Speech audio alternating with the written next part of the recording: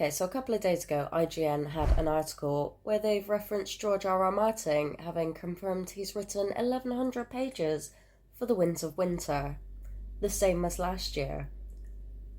Now, let's not get ahead of ourselves and think that for a moment is an additional 1,100 pages, because no.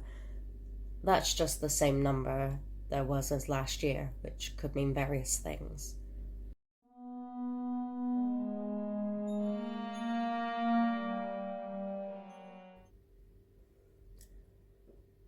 So George R. R. Martin confirmed this while speaking to BANGCAST, and he also confirmed that there are 8 other spin-off shows in the works other than House of the Dragon, which you just know he's going to want to have a hand in.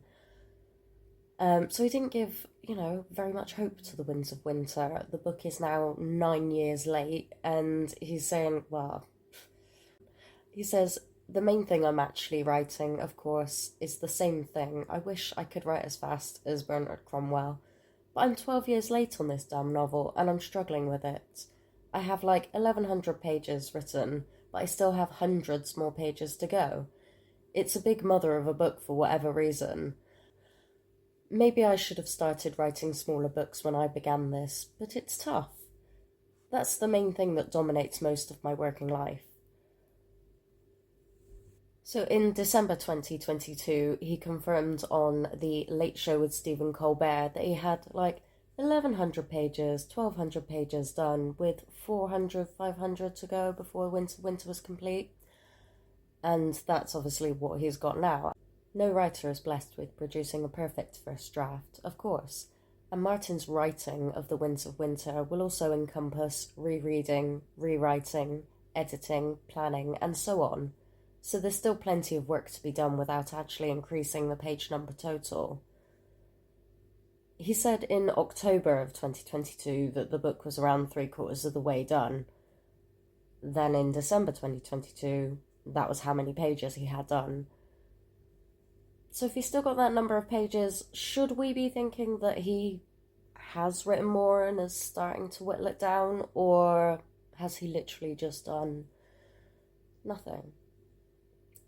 Jack shit.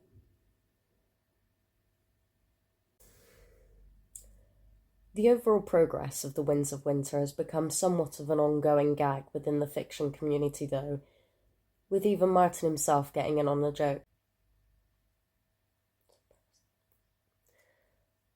An estimated release window for The Winds of Winter was first given in 2011, when the previous book, A Dance of Dragons, was released, and Martin said it would take 3 years to finish at a good pace. And he was trying to keep that in line with the show. Obviously, the show ran out of material, overtook it. He thought, I can't be dealing with this. You can see why the book has taken so long. But this...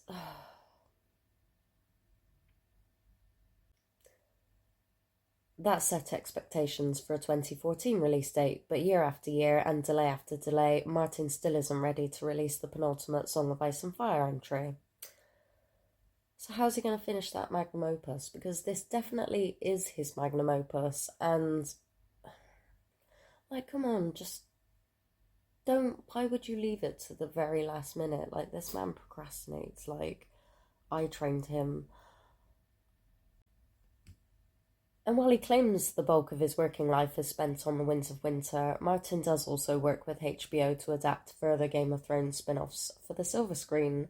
House of the Dragon was the first to release, with a second season now in development, while another series called Tales of Duncan Egg has been greenlit, which is probably going to be awesome. House of the Dragon tells the history of Game of Thrones' Targaryen family, obviously, Daenerys' family. And season 1 spans around 20 years of that history alone. Have you not watched it? Duncan Egg is more focused, telling the story of a knight named Sir Duncan the Tall and his squire, also Daenerys' lineage, Aegon Targaryen the Fifth.